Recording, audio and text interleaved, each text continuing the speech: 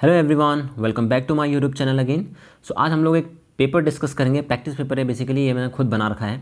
ये टोटली जैसे सीबीएसई ने सैम्पल पेपर इशू करा है उसी के ऊपर ये पूरा उसी के ऊपर बेस है। तो सेक्शन ए में यहाँ पे 20 क्वेश्चन मिलेंगे, सेक्शन बी में 20 क्वेश्चन मिलेंगे और सेक्शन सी में 10 क्वेश्चन मिलेंगे। टोटल 50 क्वेश्चन आपको अटैम्प्ट करने हैं और जो ईच क्वेश्चन कैरी 0.7 मार्क्स, जो 0.7 मार्क्स का कैरी करेगा ईच क्वेश्चन। तो सबसे पहले देखते हैं हम लोग। सबसे पहले सेक्शन ए की बात करते हैं यहाँ पे। तो फर्स्ट क्वेश्चन पे आते हैं। In the chair sit and reach test for senior citizen the distance measure is between the dash and dash. जो सीनियर सिटीजन टेस्ट है हमारा, उसमें जो chair sit and reach test होता है उसमें जो डिस्टेंस है वो कैसे मेजर करते हैं हम लोग। तो राइट आंसर इसका क्या होगा, C, tip of the fingers और टोस के बीच में। Chair sit and reach test आगे आपको इसका इमेज मिल जाएगी। उसमें हम लोग अपने जो फिंगर्स के टिप्स हैं और टोस की जो टो है उसके बीच का डिफरेंस को मेजर करते हैं। तो so the right answer will be option C. Then हम लोग अगर बात करते हैं इसमें, जो सेकंड क्वेश्चन यहाँ पे आ रहा है वो है इन डबल लीग टूर्नामेंट। किसकी बात करें, double league tournament such as IPL जैसा कि डबल लीग टूर्नामेंट है। So a total of how many matches are played during the league phases of 7 teams participate. तो बेसिकली कहने का मतलब है कि 7 टीम्स क्या कर रही हैं, यहाँ पे पार्टिसिपेट कर रही हैं और डबल लीग टूर्नामेंट है। तो सबसे पहले आपको डबल लीग टूर्नामेंट का फॉर्मूला पता होना चाहिए। तो फॉर्मूला इज n-1। ये क्या होता है हमारा डबल लीग का फॉर्मूला। n मतलब होता है नंबर ऑफ टीम्स, तो 7, तो 7-1 तो कितना हो जाएगा 7 × 6। तो 7 6 का कितना होता है 42। तो राइट आंसर यहाँ पे आपको ऑप्शन 42 यहाँ पे हाईलाइट कर रखा है मैंने, that is a. So third question is which one of the following is example of macro mineral. अगर आप मिनरल्स के पार्ट में जाओगे तो वहाँ पे दो पार्ट में वो डिवाइड होता है, तो एक मैक्रो और माइक्रो। तो मैक्रो में कौन सा इसमें आता है। So the right answer will B calcium. Copper है, आयोडीन है, कोबाल्ट है, ये हमारे माइक्रो मिनरल में आते हैं। तो कैल्शियम किस में आता है हमारा, मैक्रो मिनरल में। The next question is which one of the following activities related to fine motor development. ये हमारा चिल्ड्रन स्पोर्ट्स से रिलेटेड है। दो टाइप के मोटर डेवलपमेंट होते हैं, ग्रॉस मोटर और फाइन मोटर। ग्रॉस मोटर मतलब होता है कि जहाँ पे लार्ज मसल्स इन्वॉल्व होती हैं, और फाइन मोटर मतलब होता है where small muscles are being used. तो रनिंग में होपिंग मतलब जंप करना होता है, और स्विमिंग में हमारी लार्ज मसल यूज़ हो रही है, लेकिन बोलने के लिए हमारी फाइन मसल्स यूज़ हो रही हैं। तो स्पीकिंग के लिए क्या हो जाएगा हमारा फाइन मोटर डेवलपमेंट उसके अंदर आएगा। तो option A is correct. The next question is biomechanics helps in. जो बायोमैकेनिक्स है वो हेल्प करता है। बेसिकली बायोमैकेनिक्स क्या होता है, जो भी फोर्सेस हमारी ह्यूमन बॉडी पे लगती हैं और उन फोर्सेस का क्या रिजल्ट हमारे बॉडी पे पड़ रहा है, तो उसको हम बायोमैकेनिक्स बोलते हैं। तो किस चीज़ में हेल्प करता है, treating injuries to sports person, बिल्कुल सही है। इंप्रूविंग परफॉर्मेंस ऑफ एथलीट्स, ये तो टॉप मोस्ट जो फंक्शन है बायोमैकेनिक्स का ये है कि परफॉर्मेंस को इंक्रीज करना। Increasing friction between the athlete and the ground surface, ये भी बहुत इंपॉर्टेंट है। नेक्स्ट है ऑल ऑफ द अबव। तो the right answer will be all of the above. So the sixth question is dash involve the sequential combination of flexion, adduction, extension and abduction at a joint. ये types of movement से related है। इसमें बोल रहे हैं कि कौन सा इनमें से ऐसा है जिसमें सबका कॉम्बिनेशन है, फ्लेक्शन का भी, एडक्शन का भी, एक्सटेंशन का भी, अबडक्शन का भी। मेरे प्रीवियस वीडियोस में आप देख सकते हैं, उसमें फ्लेक्शन, एडक्शन, एक्सटेंशन, अबडक्शन क्या होता है उसमें पता चल जाएगा। सो the right answer will B circumduction. Circumduction एक ऐसा है जिसमें इसका सबका कॉम्बिनेशन आएगा, फ्लेक्शन का भी, एक्सटेंशन का भी, एडक्शन का भी और अबडक्शन का भी। So next question is which on the following is correct in the context of 600 metre run walk. कौन सी ऑप्शन इनमें से बिल्कुल करेक्ट इसको रिप्रेजेंट कर रहा है 600 मीटर रन वॉक को। सो 600 मीटर रन वॉक हमारा जो मोटर फिटनेस टेस्ट है उसमें आता है। इट मेजर्स एसेलरेशन, ये बिल्कुल गलत है। 600 मीटर एसेलरेशन मेजर कर ही नहीं सकता है। इट मेजर स्पीड, ये भी बिल्कुल गलत है। It measure endurance by running and walking, बिल्कुल सही बात है इसमें। 600 मीटर रन वॉक में क्या आप रनिंग भी कर सकते हो, वॉकिंग भी कर सकते हो, और ये मेजर क्या करता है, एंडोरेंस मेजर करता है। ऑप्शन डी भी गलत हो जाएगा, खाली यहाँ पे रनिंग लिखा है। 600 में रन भी हो सकता है, वॉक भी हो सकता है, और इससे हम एंडोरेंस मेजर करते हैं। The next question is which one of the following is not correct about motor development. देखो यहाँ पे नॉट आ रहा है तो मैंने हाईलाइट कर रखा है कौन सा मोटर डेवलपमेंट के बारे में सही नहीं है। It involves development of bones and muscles, ये बिल्कुल सही है। It is supported by physical activities, of course जब आप फिजिकल एक्टिविटी करते हो तो मोटर डेवलपमेंट चेंजमेंट आता है। जेनेटिक फैक्टर्स इसको भी बहुत एक हद तक अफेक्ट करता है हमारी मोटर डेवलपमेंट को। It occurs only in childhood stage, ऐसा नहीं है। मोटर डेवलपमेंट आपकी चाइल्डहुड स्टेज में नहीं होती है, ये आपकी इन्फेंसी में भी हो सकती है, अडल्टहुड में भी हो सकती है, अर्ली चाइल्डहुड में भी हो सकती है, और लेटर चाइल्डहुड में भी हो सकती है। तो ऑप्शन सी इसमें सही नहीं है। Next question is protein are turn into which acids by our digestive system. अगर आज स्पोर्ट्स एंड न्यूट्रिशन में प्रोटीन्स के बारे में पढ़ोगे तो वहाँ पे मिल जाएगा आपको कि ये अमीनो एसिड्स के रूप में प्रोटीन हमारा बॉडी अब्जॉर्ब नहीं कर पाता, तो ये अमीनो एसिड्स में टर्न होते हैं, इसलिए right answer will be amino acids. The next is which of the following function does not, इसमें नॉट मैंने फिर हाईलाइट किया, नॉट पूछना है यहाँ पे, fall under the domain of post meet committee. जो आपका प्लानिंग है वहाँ पे कमेटीज़ होती हैं, कमेटीज़ का वहाँ पे काम होता है प्री, पोस्ट और during.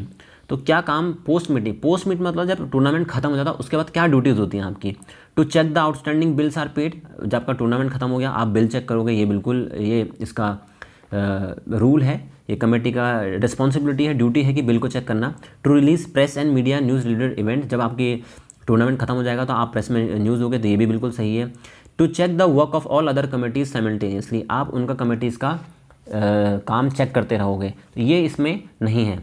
To preserve the records of sports events, ये बिल्कुल सही है, जब टूर्नामेंट खत्म होता है तो कमेटी का काम होता है कि सारे रिकॉर्ड्स को रखना। लेकिन जो पोस्ट मीट कमेटी है उनका काम ये नहीं होता है कि आप सारी कमेटीज़ का ध्यान रखोगे, वो कमेटी डिपेंड करती है उस कमेटी के ऊपर। तो right answer will be C. Then what is the main feature of special seeding, special seeding हम लोग क्यों देते हैं। मैनी बाइज आर यूज्ड, बिल्कुल गलत बात है। Strong team directly participate in the finals, ये भी बिल्कुल सही नहीं है, फाइनल में आप डायरेक्ट नहीं खिला सकते हो, ये ऐसा कोई रूल नहीं है, नन ऑफ द अबव, ये बिल्कुल गलत है। So the option B will be right, strong team directly participate in the quarter final और सेमीफाइनल। जो स्पेशल सीडिंग की टीम होती है, जो लास्ट ईयर्स की विनर्स होती हैं, वो क्वार्टर फाइनल में डायरेक्ट खेल सकती हैं, सेमीफाइनल में डायरेक्ट खेल सकते हैं, उसी को हम लोग स्पेशल सीडिंग बोलते हैं। So which component of our food is which component of our food is water, water कौन से कंपोनेंट में आता है, न्यूट्रिव में आता है, नॉन न्यूट्रिव में आता है, बोथ ए एंड बी और नॉन ऑफ दिस। तो वाटर है वो नॉन न्यूट्रिव कंपोनेंट्स ऑफ डाइट में आता है और हमारा मैक्रो न्यूट्रिएंट में आता है, क्योंकि इससे हमें कोई न्यूट्रिशन नहीं मिलता है। Then next question is in which year PT Usha, एक बहुत रिनाउंड नेम है हमारे एथलेटिक्स में इंडिया में, perform remarkably in the 400 metre hurdle race during the Olympics. जो पीटी उषा जी हैं हमारी, इन्होंने 400 मीटर हर्डल रेस में पार्टिसिपेट किया ओलंपिक्स में, तो उसमें बहुत इनका नेम उछला था, वहाँ से हम इंडिया को समझ में आने लग गया कि हाँ आगे हम एथलेटिक्स में मेडल लेके आ सकते हैं। तो वो ओलंपिक्स हुए थे हमारे 1984 में। नेक्स्ट क्वेश्चन पे चलते हैं हम लोग। Sit and reach test measure the flexibility of, जो मोटर फिटनेस टेस्ट है, जो सिट एंड रीच टेस्ट है, वो क्या मेजर करता है आपका, lower back and hamstring muscle. The right answer भी लोअर बैक और हैमस्ट्रिंग मसल्स की फ्लेक्सिबिलिटी को मेजर करता है। अपर बैक हो ही नहीं सकता है इसमें, हैमस्ट्रिंग होगा, बोथ एंड भी हो नहीं सकते हैं, तो right answer will be A. So 15 question is coaches should make use of the methods of dash biomechanical analysis in their everyday practice to produce changes in the technique use by their students. तो ये जो हमारा 15 question है ये कह रहे हैं कि कौन सा बायोमैकेनिकल एनालिसिस हम लोग यूज़ करेंगे, कोई हमें चेंजमेंट करनी है, किसी टेक्निक में चेंजमेंट करनी है उनके स्टूडेंट्स के ऊपर। सो the right answer will B qualitative biomechanical analysis. अगर हम जो क्वालिटेटिव बायोमैकेनिकल एनालिसिस है, इसमें हम लोग क्या करते हैं, जो एक्शंस होते हैं उनको हम सही करते हैं, रेक्टिफाई, जो एरर्स होते हैं हमारे उनको रेक्टिफाई हम लोग करते हैं। कौन पी टीचर्स होते हैं, कोचेस होते हैं, वो उनको बोलते हैं हम लोग क्वालिटिकल बायोमैकेनिकल एनालिसिस। क्वांटिटेटिव क्या होता है, जब आप कोई नई टेक्निक को डिस्कवर करते हो, ये जो पी टीचर्स हैं, कोचेज हैं, फिजिकल टीचर्स होते हैं, वो कोई नई टेक्निक को डिस्कवर करेंगे, वो क्या होता है, क्वांटिटेटिव में आता है। सो नेक्स्ट क्वेश्चन में आते हैं हम लोग। In pushups and modify pushups 1 repetition is considered when, जो हमारा पुशअप्स होता है बॉयज़ के लिए, मॉडिफाई पुशअप्स होता है गर्ल्स के लिए, एक रेपिटेशन हम पूरा कब करेंगे उसको, तो द राइट आंसर है when person returns back to the starting position. जो आपकी स्टार्टिंग पोजीशन है, जब उस पर वापस आओगे, तो स्टार्टिंग पोजीशन आपकी कौन सी होगी, जब आप अपने पाम और दोनों टोज पे रहोगे, फिर नीचे जाओगे, बेंड होगे, पुशअप्स करोगे, फिर वापस आओगे, that is the starting position. So the next question is 17, which of the following statements given below is incorrect. Incorrect यहाँ पे आ रहा है, तो इसमें मैंने इसको हाईलाइट कर रखा है। Regarding the methods to increase women participation in sports, अगर हमें वुमेन्स का पार्टिसिपेशन इंक्रीज करना है स्पोर्ट्स में, तो कौन से इसमें से सही नहीं है। तो they should be provided with good technical instruction, उनको टेक्निकल इंस्ट्रक्शन प्रोवाइड करनी है हमें, उनको टेक्निकल जो नॉलेज है वो देनी पड़ेगी, इससे पार्टिसिपेशन बढ़ सकता है, तो ये तो होगा नहीं। Parents and teachers should motivate the girls to take part in the physical activities, बहुत अच्छा पॉइंट है ये। सबसे पहले तो पेरेंट्स को सपोर्ट करना पड़ेगा, देन जो उनके टीचर्स हैं उनको सपोर्ट करना पड़ेगा, तो ये भी बिल्कुल सही है। Coach education programmes should be organized which inform and about the ethical and interpersonal issues of sexual harassment। जो कोचिंग एजुकेशन प्रोग्राम्स होते हैं, जो कोच एजुकेशन प्रोग्राम्स होते हैं, वहाँ पे उनको इन्फॉर्म करना पड़ेगा क्या इथिकल वैल्यूज़ होती हैं और कैसे उनका हरेसमेंट होने से वो बच सकते हैं। तो जब ये चीज़ें पता होगी तभी थोड़ा उनकी, जब उनको इनके रूल्स पता होंगे, क्या हम लोग इसका अगेंस्ट में एक्शन ले सकते हैं, जब वुमेंस को ये पता होगा तो वो और ज़्यादा पार्टिसिपेट करेंगी।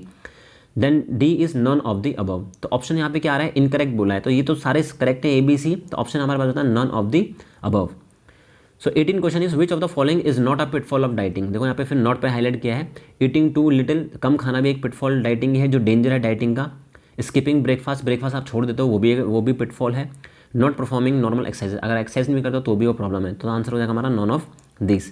The 19 question is tournaments refer to the tournament which is that is held when the matches are to be played on group और जोनल बेसिस। अगर मैचेस ग्रुप और जोन बेसिस पे होते हैं तो उनको हम लोग क्या बोलते हैं, कॉम्बिनेशन टूर्नामेंट। नॉकआउट मतलब होता है जब एक टीम जीतती है वो बाहर, जो एक टीम जीतेगी वो आगे जाएगी और हारेगी बाहर हो जाएगी। लीग में आप लोग को चांसेस मिलता है। The next question is if any league tournament 6 teams are participating then there will be how many matches will be played. ये बात कर रहे हैं यहाँ पे लीग टूर्नामेंट की। लीग टूर्नामेंट में 6 टीमें हैं और हमें नंबर ऑफ मैचेस निकालने हैं। तो बेसिकली लीग टूर्नामेंट का फॉर्मूला क्या होगा हमारा, n ब्रैकेट n-1 अपॉन 2। तो हम लोग बात, तो n means number of team, 6 minus 1 कितना होगा अपॉन 2। तो ये आपका हो जाएगा 6 इंटू, ये आंसर हमारा कितना आएगा इसमें 6 इंटू 5 अपॉन 2। तो हमारा ये कट जाएगा, तो 3 5 का कितना होता है 15। तो जो नंबर ऑफ मैचेस होंगे वो कितने होंगे हमारे 15। तो यहाँ पे 15 हाईलाइट कर रखा है यहाँ पे मैंने।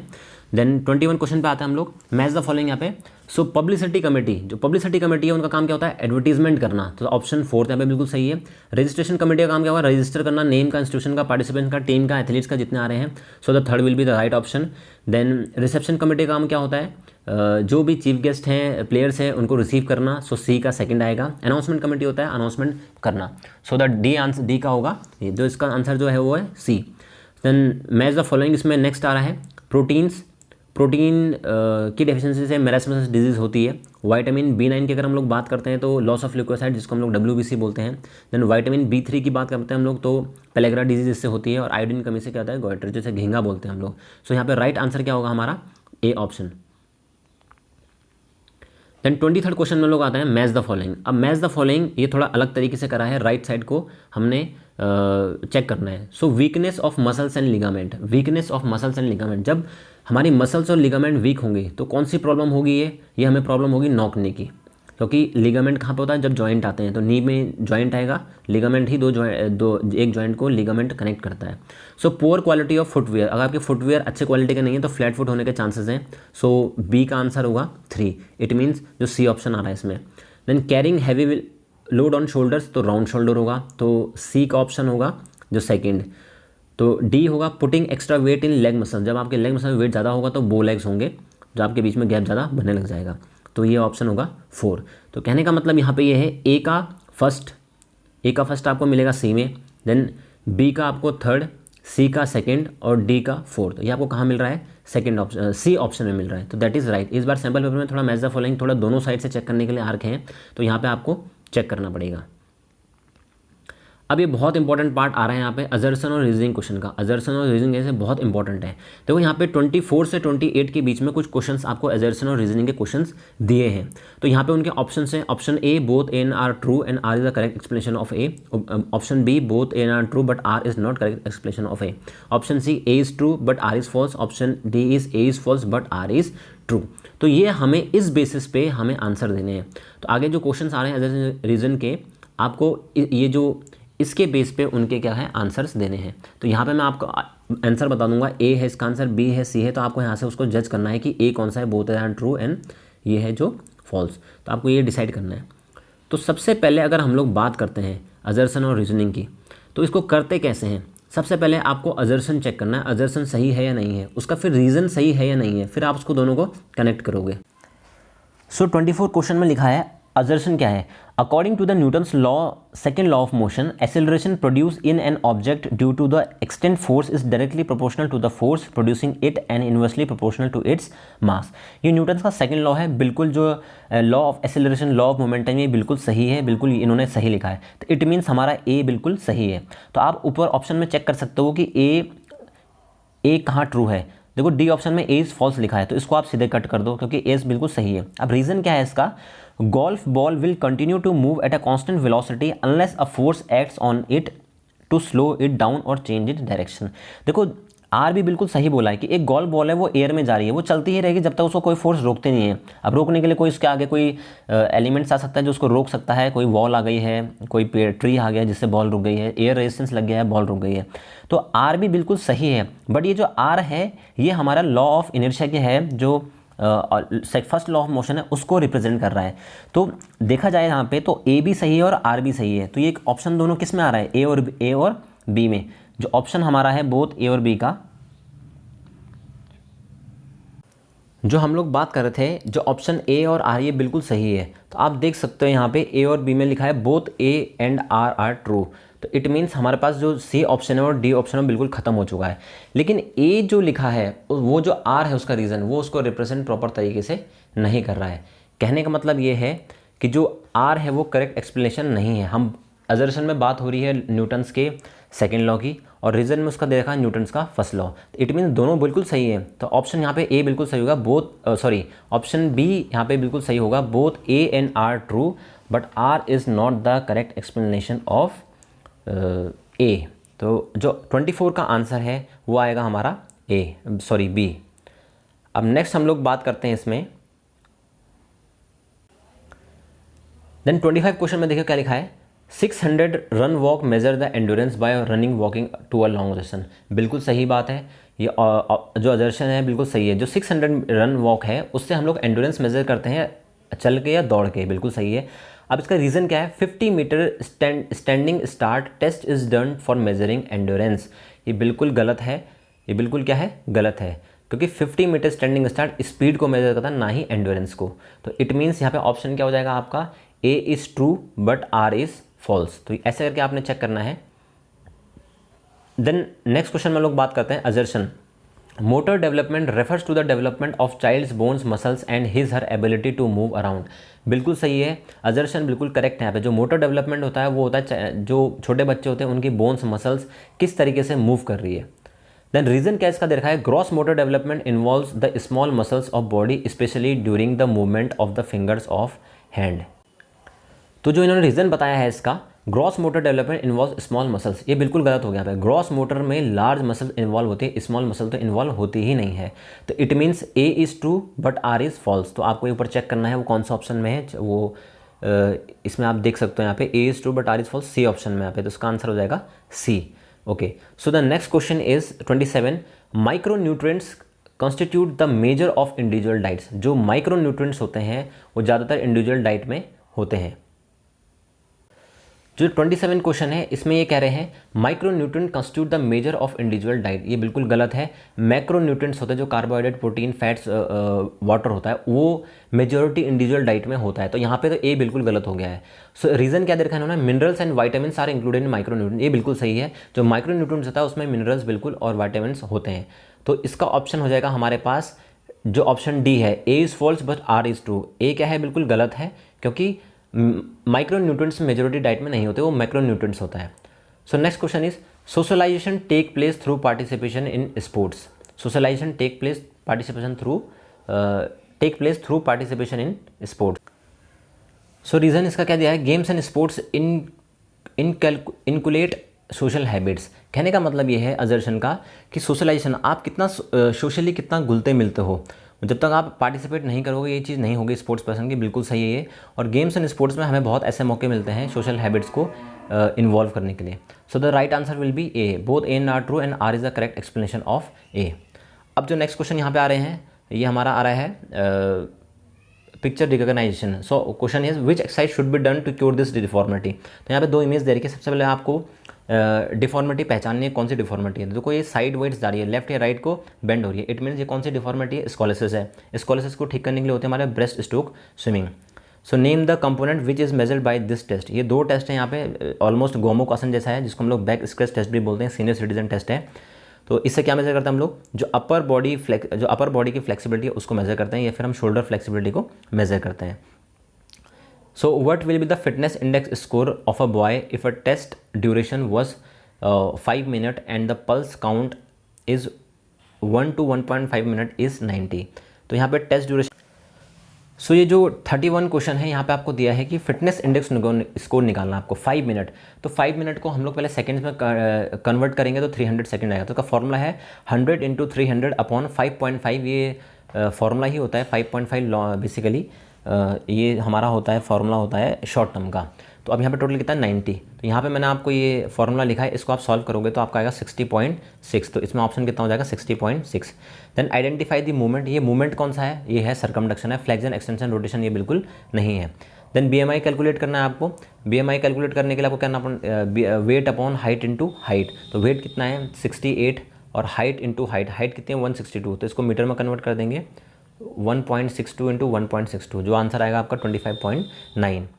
Then identify the test for which the pattern is followed. ये टेस्ट किस में हमें दिखता है, तो ये आपने अगर देखा होगा तो सीनियर सिटीजन टेस्ट है, ये एंड्योरेंस को मेजर करने के लिए, इसका नाम है 6 minute walk test. Then 35 question is starting a throwing event in athletics is an example of which law of motion. अगर हम थ्रोइंग इवेंट में स्टार्टिंग पोजीशन में है तो कौन सा लॉ ऑफ मोशन का ये एग्जाम्पल है, तो फर्स्ट लॉ ऑफ मोशन जो हमारा लॉ ऑफ इनर्शिया है ये उसका एग्जाम्पल है, तो ये हमारा आएगा A एंड C, तो both A and C। Then आपको इसमें आइडेंटिफाई करना है, identify the odd one. Odd one में आप इसको आइडेंटिफाई करोगे, अगर हम ऑड वन में जाते हैं तो ये सिट एंड रीच टेस्ट है ए ऑप्शन में, बी ऑप्शन में chair sit and reach test, then ये सी ऑप्शन में हमारा स्टैंडिंग ब्रॉड जंप है और डी में हमारा पुशअप्स है। तो अगर आप देखोगे तो A option, C option, D option हमारा मोटर फिटनेस टेस्ट है, और जो ये बी ऑप्शन है सीनियर सिटीजन टेस्ट है, ये ऑड वन है, तो the right answer will be B.